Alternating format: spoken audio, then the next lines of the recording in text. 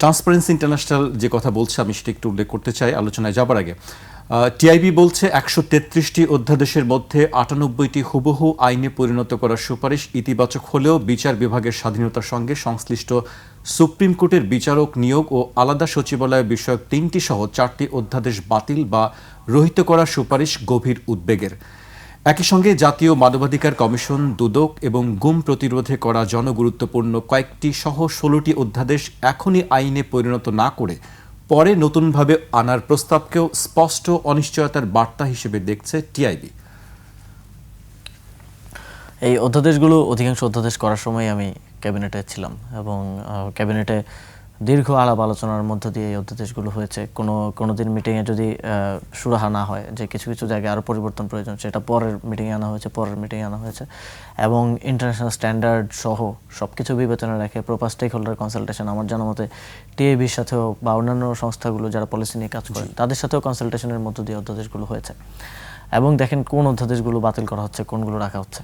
এখানে স্পষ্ট একটা ডিভিশন আছে এই দুই পর্বের মধ্যে। একটা হচ্ছে যেই অধ্যাদেশগুলো সরকারকে জবাবদিহি তার মধ্যে নিয়ে আসবে, নির্বাহী বিভাগকে একটা জবাবদিহিতার পর্যায়ের মধ্যে নিয়ে আসবে, সেই অধ্যাদেশগুলো বাতিল করা হচ্ছে।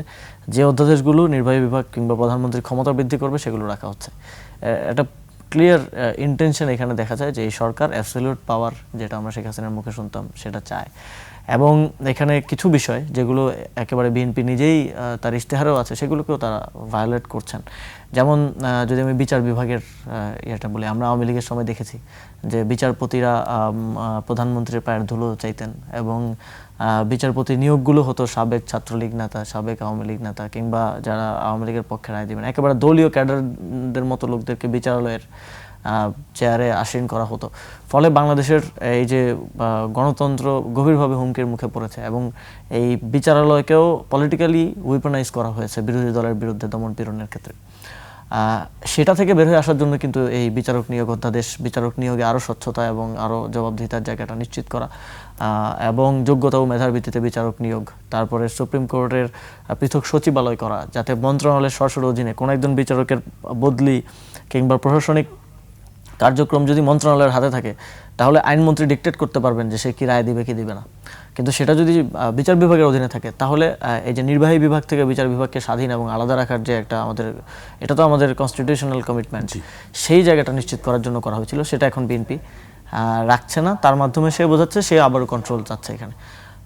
একইভাবে দুর্নীতি দমন কমিশনের ব্যাপারটা এসেছে, একইভাবে পুলিশ কমিশন যেটা করার কথা হয়েছিল এবং পুলিশ কমিশনটা করার সময় আমাদের অনেকেরই ডিসেন্ট ছিল যখন পুলিশ কমিশন অধ্যাদেশটা করা হয়, যে এটাকে আরও শক্তিশালী করা প্রয়োজন।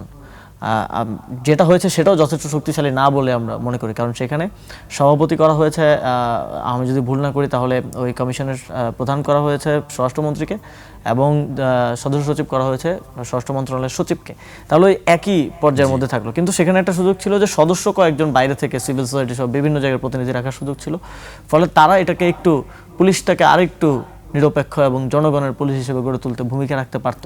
কিন্তু আমাদের প্রস্তাবনা ছিল যে এই যে স্বরাষ্ট্রমন্ত্রী আর যদি স্বরাষ্ট্র সচিব থাকেন দুই গুরুত্বপূর্ণ পদে, তাহলে আবারও এটা মন্ত্রণালয়ের অধীনে হয়ে গেল। তারপরে তখন সেটা করা হয়েছে, সেটাকেও এখন রাখছে না। আপনারাই তো আছেন কমিশন, তারপরে কমিশন আপনারা এটা রাখছেন না। ফলে এখানে অ্যাবসলিউট পাওয়ার নেয়ার যে একটা চেষ্টা, সেটা আরেকটা খুবই কনসার্নিং বিষয়। এটা নিয়ে বাংলাদেশের মানুষজন একটু খুব বেশি কথা বলে না, বাট ইউরোপে আমেরিকায় আমরা দেখি যে রাইট টু প্রাইভেসি নিয়ে প্রায় রেগুলারলি মুভমেন্ট হয়, যে কতটুকু জনগণের প্রাইভেসি থাকা উচিত, কতটুকু সরকারের সার্ভেলেন্স করার সক্ষমতা থাকা উচিত। এটা আওয়ামী লীগের সময় প্রায় আমার জানার মতো 18-19টা এজেন্সির কাছে এই সক্ষমতাটা ছিল, যে কোনো সময় চাইলে আপনার আমার ফোন কল ট্রেস করা, হোয়াটসঅ্যাপ ট্রেস করা, এনিথিং দে ক্যান ডু। কিন্তু এটা একটা অধ্যাদেশের মাধ্যমে, এটা পুরোপুরি ইউরোপিয়ান স্ট্যান্ডার্ডে করা অধ্যাদেশ, এটা নিয়ে দীর্ঘ আলোচনা হয়েছে, দীর্ঘ সময় লেগেছে। তথ্য অধিকার অধ্যাদেশ যেটা, তার মাধ্যমে শুধু 4-5টা এজেন্সিকে এই সক্ষমতাটা দেওয়া হয়েছিল। কিন্তু তারপরে তারা যদি কারো ফোন কল ইন্টারসেপ্ট করতে চায়, শুনতে চায় কিংবা প্রাইভেসি লঙ্ঘন করতে চায়, তাহলে তাকে অবশ্যই একটা কোর্ট অর্ডার নিয়ে আসতে হবে। আদালত এই বিষয়ে সিদ্ধান্ত দিবে এবং কোর্ট অর্ডারের মাধ্যমে সে এটা করতে পারবে। কিন্তু এটা বাতিল করে দেওয়ার মাধ্যমে আবারও আগের অবস্থায় ফিরে যাওয়া হচ্ছে এবং কোনো নাগরিকের এখন আর তথ্যের অধিকারটা বা নিজের প্রাইভেসির অধিকারটা রইল না। তো এই ব্যবস্থাগুলোর মাধ্যমে আমরা যেটা বলেছিলাম অভ্যুত্থানের পর যে আমরা ফ্যাসিবাদী ব্যবস্থার পতন চাই, এবং এই ব্যবস্থার পতনগুলো হতো এই কাঠামোগত সংস্কারগুলোর মাধ্যমে, যা কিছু অধ্যাদেশের মাধ্যমে হয়েছে, যা কিছু জুলাই সনদ বাস্তবায়নের মধ্য দিয়ে হবে বা হওয়া উচিত, সেগুলোকে আবার রিভার্স করে আগের জায়গায় ফিরে যাওয়া এবং শেখ হাসিনা ঠিক যেইভাবে দেশটা চালিয়েছে ঠিক সেই জায়গায় নিয়ে যাওয়াটা খুবই অ্যালার্মিং আমাদের জন্য।